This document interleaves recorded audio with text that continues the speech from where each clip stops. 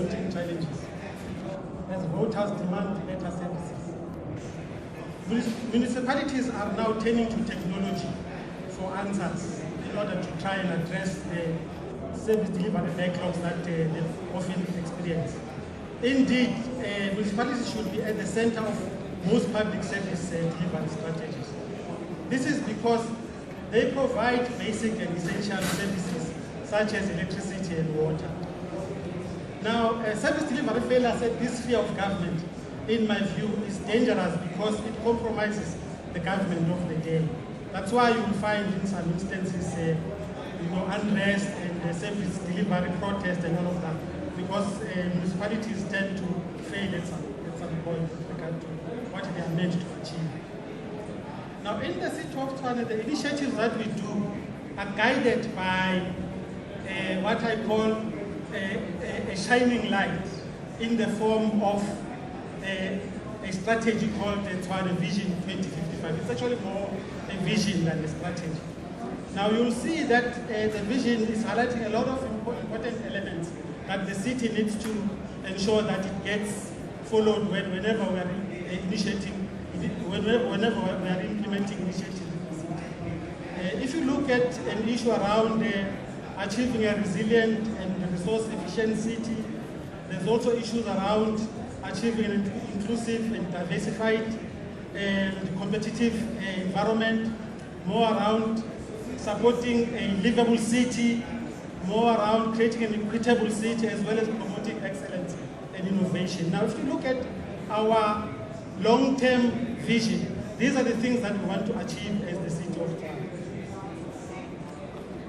As a city, we aspire to transform ourselves into what is often called a smart city. Now, a smart city is really nothing else other than a city that cares about its own people. Now, smart cities use technology to transform services and contribute to socio-economic development, while at the same time changing the plight of its people. Now, being a smart city is not really only about technology, ladies and gentlemen. It's about economics, it's about people, it's about infrastructure, as well as about being technologically competitive. Now, let's put the city of Tshwane into perspective. Who is the city of Tshwane? Now, the recent amalgamation of municipalities has actually resulted into Tshwane becoming the largest municipality in Africa. I'm talking in terms of land size. We are the third largest in the world. When you look at our land size, obviously, we contribute about 10% of the country's GDP. We have an annual budget of 27 billion and a staff complement of approximately 24,000. It's just to show the kind of an organization in terms of the scale of issues and challenges that we have to deal with. We are a capital city. We constitute about 6% of the total population in South Africa. The city of Tshwane has a population of about 3 million people, of which about 65% of those are under the age of 35. It's only the few of us who are much older. The majority of our people are under the age of 35. In South Africa, if you are under 35, we say you are a young person. So we've got a lot of young people in Tshwane. Some of you would know that most revolutions that are happening in Africa, are started by young people. So we have got a big problem, at our hands if we don't resolve a lot of these service challenges. We are a center of research and learning with no less than 3 universities in Tshwane. And I think we are the only city in South Africa, I'm not sure about the rest of the world, that has got so many universities under one roof. 7 out of the 8 national science councils are also in Tshwane. The city is home to over 130 embassies, representing the second largest concentration after Washington, D.C. What is this problem that we are trying to address? Now, customer statements are not delivered on time, obviously, due to the manual processes that we have been using. This is the story of most governments.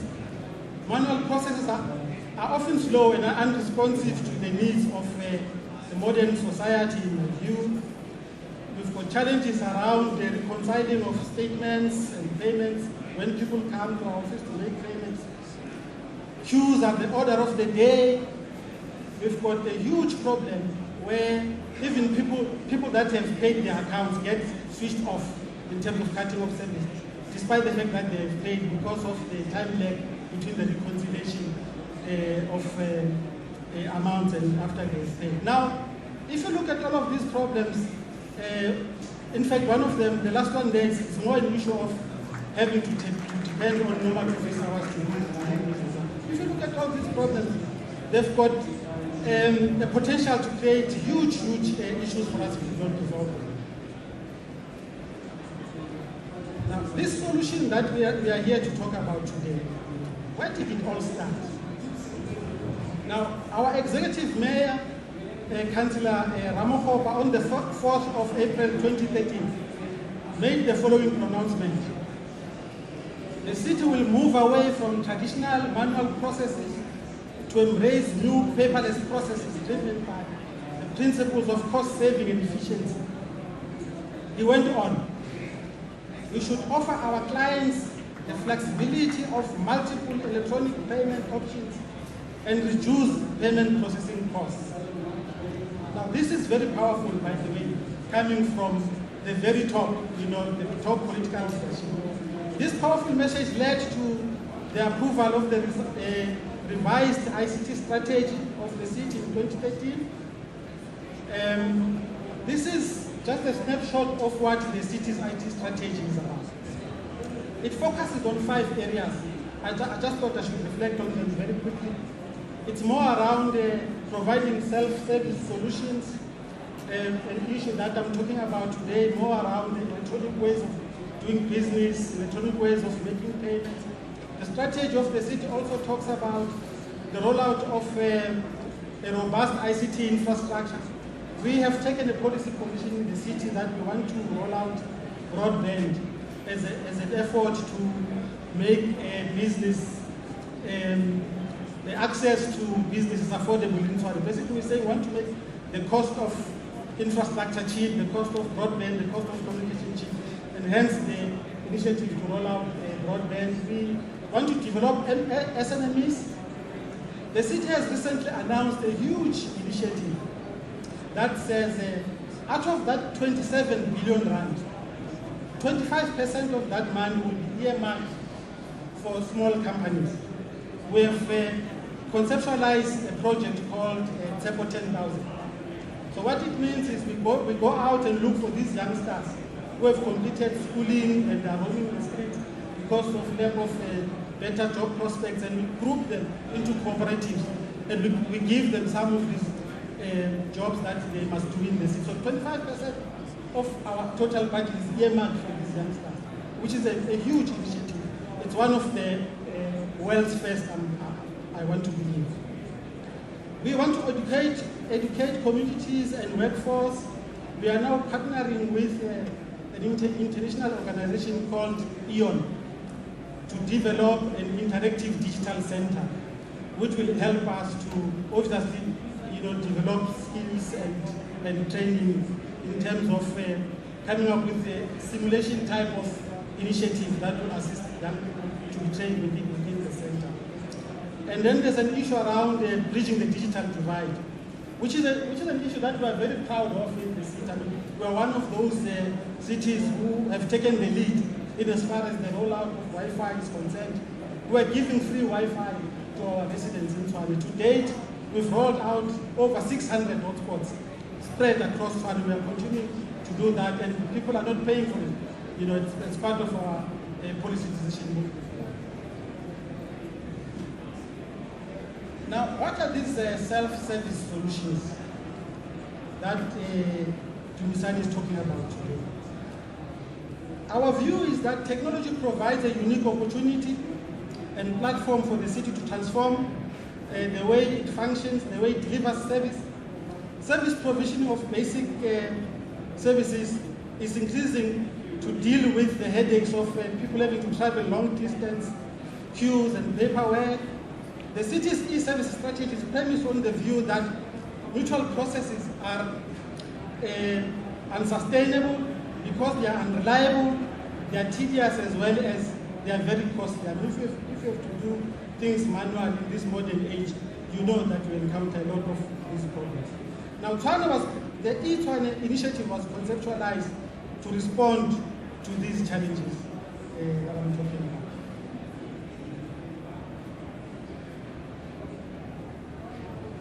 Now, what we are saying is our Tshwane initiative is governed by a certain set of principles. We are saying the system should be able to transact in a secure manner, which is actually very important if you consider the fact that people have to pay their bills, using the system. Security becomes the important factor to consider. Real-time updates. When people make payments, the system must be able to update real-time. Because if you don't do that, the city will continue to go and cut your services even when you have paid. That's why real-time updates are important. A multiple access channel, of course, you must be able to use multiple channels, whether it's a laptop, it's a kiosk, it's a smartphone, multiple channels, you must be able to transact with us. But we are also saying the system must have the capability to track. Whatever you do on this, you must be able to track. And if you have a system where you can't track your activities, I mean, it's of no use to us. But most importantly, it must be easy to use. You don't have to be a technical guru to be able to use the system, and it must be very convenient for any person to be able to use. Now, when you look at the system that we have procured, it's meeting a lot of those requirements that I've spoken about. Through this system, we've got a single view of what is happening. Now, as a citizen, as a resident of Tshwane, as a customer of Tshwane, it doesn't matter which platform you use. As a city, we see one customer.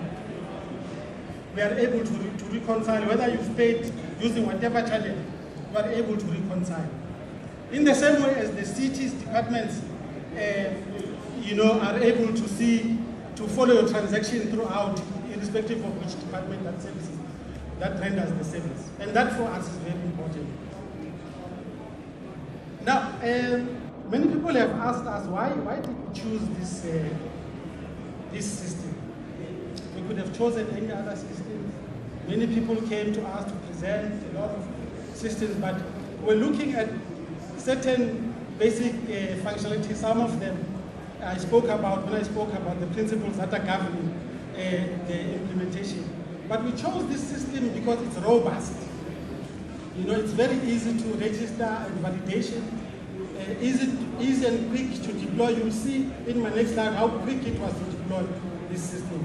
And the benefits are immediate. When we did a research, we found that this is one of the most affordable. I guess most affordable is the correct term to use. I almost said cheapest, but most affordable is the most correct term to use, as opposed to the competitors in the space. One of the most important functionalities in my view is the fact that it integrates directly with the banks. That's why reconciliation has been sorted as a problem to us, because of the direct integration with the bank. Most people came to sell us these different systems, but they could not give us this direct integration. And if you don't have that, you're not going to be able to assist us, because you perpetuate the current problem that the system has. It supports multi-user and multi-accounts. We were also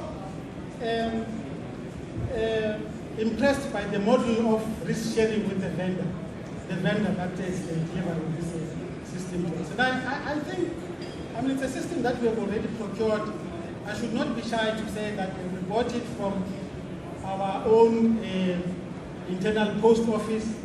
Post office has partnered with a technology partner called Interfund. They are the ones who delivered this thing. Now, what have we done so far? The project was announced in April 2013. Phase 1 of Tshwane, focusing on payments and issuing of statements, was launched in October. Now look at the timelines.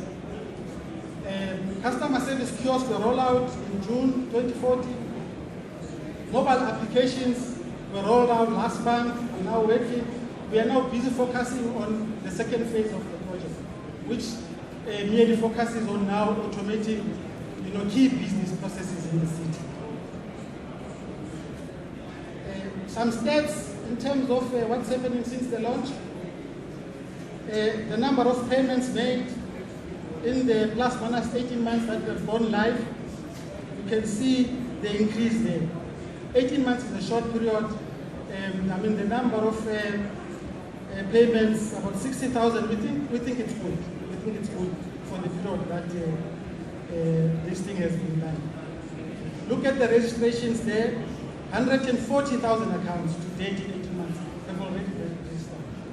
You can imagine taking out 140 customers out of the city's queues. It's got a big impact to us, in terms of how quickly we render these services to our customers. In fact, our customers are happy. They tell us all the time. When you look at what they say, it appears that each one improves customer experience. It enhances the perceptions about the city. It creates excitement. It reduces queues in our walking centers, obviously in the call centers. That is what some of our customers have to say about this work that we do. So we are sure that we are in the right track as far as responding to the needs of our customers concerned. What do we hope to do in the near future? We have taken a policy decision that digital by default will be the norm to us. We are going to stop sending paper statements. Our view is that if you need a paper statement, you must go to an office of the city and pay for it, because we are giving you an option to get the statement online. By end of April this year, we will be able to restore services that have been cut within 4 hours. Now this is exciting for us, because we are saying, remember the current problem that we're having is you go and pay at the post office, you go and pay at Pick n Pay, everywhere. It takes about 3 to 4 days for the money to reflect into our accounts. It's only then that we know that it was paid. With Tshwane now, within, as you pay, we'll know about it, and within 4 hours, we will be able to restore your service, whatever services that you have done. And this is it's a big breakthrough for us. If you look at all municipalities they have this problem, we have managed to resolve it. The issue of third parties, we have also found a solution for it. We've just agreed with a lot of them. We'll roll out this system at all Pick n Pays, we'll roll out this system at the post office, we'll roll out this system at all ShopRite stores, so that those locations, they operate in the same way as the city of Tshwane. When you go there and you make a payment, that payment will be visible to us immediately, and we'll be able to know that we made the payment without the risk of your services being disrupted. Now, we've taken key business processes and automated them. A lot of them will go live this year, so we are now into the next stage of the implementation of the project. Ladies and gentlemen, that is the Tshwane story. In conclusion, I'm saying, some people have often said to us,